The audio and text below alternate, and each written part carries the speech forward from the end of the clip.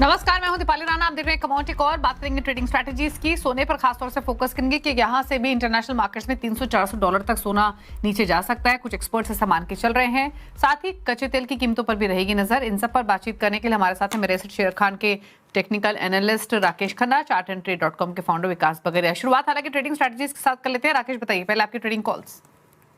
पहले तो good evening madam आपको और गुड इवनिंग सभी दर्शकों को। मेरा कॉल स्ट्रेट अवे जैसे आपने स्टार्ट किया गोल्ड से है। सब यही उम्मीद में है कि $4,000 तोड़ेगा कि नहीं, और हमें यहाँ से गोल्ड वीक ही लग रहा है। तो इंडियन रुपीस में अगर मैं बात करूँ 141,000 के नीचे सस्टेन होता है, 140,790 तोड़ता है।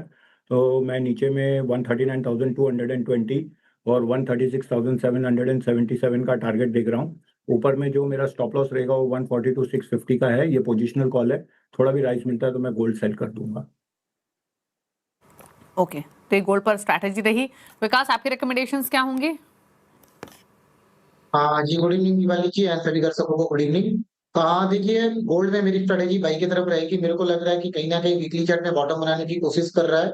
एंड डेफिनेटली आज फेड का मीटिंग है तो 40% आउटकम है कि कहीं ना कहीं ब्याज दरें हाइक हो सकती है। अगर ऐसा नहीं होता और वीकली सपोर्ट के पास रुकता है तो 1,40,000 और 1,39,500 ये एक बाइंग जोन के तरफ पे उभरेगा। तो किसी को भी डिप पे बाई करना चाहिए। 1,39,500 पे बाई करिए। 1,38,000 के स्टॉप लॉस लगाइए। बाउंस बैक में 1,42,500 और 1,44,000 के लक्ष्य देखने के लिए मिल सकते हैं। जी दीपाली जी।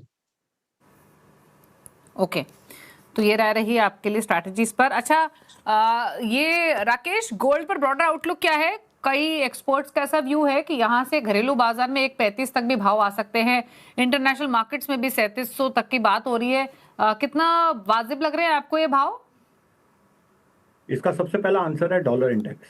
आपका डॉलर इंडेक्स जो है वो नया हाई बनाने जा रहा है। वो ब्रेकआउट हो चुका है, सस्टेन भी हो चुका है $100 के ऊपर। अगर ये 101.80 निकालता है तो इसमें बहुत बड़ी तेजी लग रही है 102.50 और 105 तक। तो ये पहला फैक्टर होगा जो dollar is inversely correlated with gold and silver. दूसरी चीज ये है कि हमने पूरे लास्ट 2 वीक्स में यही देखा है, और जैसे हमारा व्यू साइडवेज टू बेरिश था लास्ट शो में मैंने आपको कहा था कि गोल्ड जब भी बाउंस हुआ है मगर $4,200 के ऊपर सस्टेन नहीं हुआ, जो हमारी बात हुई थी, और $4,166 से आप देखोगे करेक्शन हुआ है। ये बार भी मार्केट ने अपना एक अच्छा ब्रॉडर सपोर्ट तोड़ा है $4,020 का। अगर ये बार, इसलिए मैं कह रहा हूँ कि $4,000 पे सबकी आंख है कि अगर वो तोड़ देता है $4,000 तो फिर आपको एक अच्छा कंफर्मेशन भी मिल जाएगा। And we are expecting till $3,880 और व्यू इज स्टिल बेरिश। हम लोग मंदी में ही जाएंगे। मार्केट का जो ट्रेंड है, ट्रेंड को ही फॉलो करेंगे। अच्छा विकास, ये क्रूड पर आपका व्यू क्या है? क्योंकि क्रूड प्राइसेस आप देखिए, मतलब इतना वॉलेटाइल, हालांकि एंटिसिपेटेड ये था कि प्राइसेस ऊपर नीचे रहेंगे जब तक ये माहौल बना रहेगा। आज वापस से 4-4.5% ऊपर भाव आ गया। क्या सजेशन है आपका अपने क्लाइंट्स को इन लेवल से? हाँ जी मैडम, जैसे देखिए क्रूड ऑयल लोअर लेवल पे बाइंग के जोन्स रहते हैं, ऊपर हाई लेवल पे रेजिस्टेंस पे सेल का हमारा व्यू रहता है। जैसे अभी हम लोगों ने रिसेंट में देखा था 9,000 के करीब में एमसेक्स टूट गया था, जहाँ पे डेली चार्ट में हमें एक डबल टॉप का दिख रहा था। तो वहां से हमारा सेल का व्यू था। बट अभी हम लोग देख रहे हैं कि नीचे 7,300 एंड 7,000 का जो जोन है बहुत इंपॉर्टेंट सपोर्ट जोन है। तो कोई भी डिप पे यहाँ पे बाइंग आ सकती है। तो क्रूड ऑयल बाइंग का ही रहेगा। एंड मेरे को लगता है यहाँ से जो रेंज है वो 8,200 और 8,450 तक जा सकता है। तो क्रूड ऑयल पे एक बाई की सलाह रहेगी। कोई भी डिप मिलता है 7,700 तक तो बाई करिए। 7,500 के स्टॉप लॉस लगाइए। हाई रेंज पे 8,200 और 8,400 के लक्ष्य देखने के लिए मिल सकते हैं। जी दीपाली जी।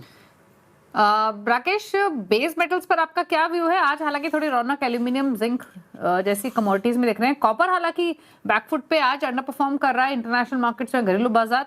कॉपर पर इन पर्टिकुलर क्या राय है, जो मंदी में है, और एल्यूमिनियम जो तेज है आज के सेशन में?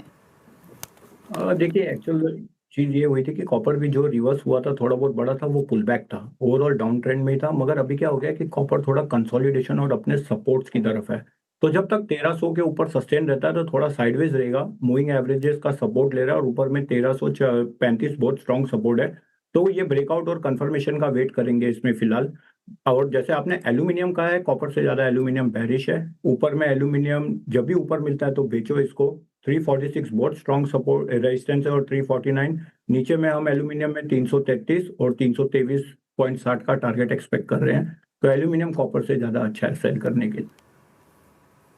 ओके, तो ये राय रही आपके लिए एल्यूमिनियम पर। अब बात करते हैं एग्री कमोडिटीज की और स्ट्रेटजी लेते हैं सबसे पहले स्पाइसेस के पैक पर, जहां थोड़ी बाइंग जीरे में और कोरिएंडर में देखने को मिल रही है। क्या राय है आपकी विकास, कमन्स और कोरिएंडर दोनों पर? हाँ जी मैम, अगर मैं जीरा की बात करूँ तो मेरे को जीरा तेज लग रहा है। मेरे को लगता है कि 20,800 का एक स्टॉप लॉस लगाना चाहिए और बाई करना चाहिए 21,250 एंड 21,250 के ऊपर निकलता है तो कहीं ना कहीं 21,550 तक भी मूव कर सकता है। और अगर मैं ओके, कोरिएंडर की बात करूँ तो कोरिएंडर में भी कहीं एक बेस फॉर्मेशन बना 15,000 के करीब में एक इंपॉर्टेंट सपोर्ट है। 15,000 के करीब अगर ये 15,000 के करीब जब तक ये नहीं टूटता तब तक long term trend up trend intact है। यहाँ से मेरे को लगा 15,200 के बाई करना चाहिए। 15,850 15,850 पे एक छोटा रेजिस्टेंस है। अगर वो पार कर जाता है तो हम लोग 16,300 के भी लक्ष्य देख सकते हैं। जी मैम। चलिए, तो ये रही आपके लिए trading strategies agree non agree दोनों ही पैक से। थैंक यू राकेश और विकास, आप दोनों का ही तमाम ट्रेडिंग स्ट्रैटेजीज रेकमेंड करने के लिए थैंक यू सो मच। इसी के साथ एक ब्रेक का वक्त हो गया। ब्रेक उस पर आप देख सकते हैं आवाज समाचार। नमस्कार।